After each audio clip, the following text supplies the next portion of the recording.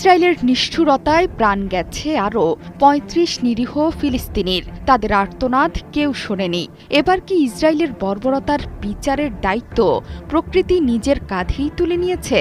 Benjamin নেতানিয়াহুর বর্বরতায় ফিলিস্তিনিরা যখন প্রাণ বাঁচাতে চারদিকে ছুটোছুটি করছে, তখন একই দৃশ্যের অবতারণা ঘটেছে ইসরায়েলে। দাবানলের লেলিহান শিখায় জীবন বাঁচাতে মরিয়া হয়ে উঠেছে ইসরায়েলিরা।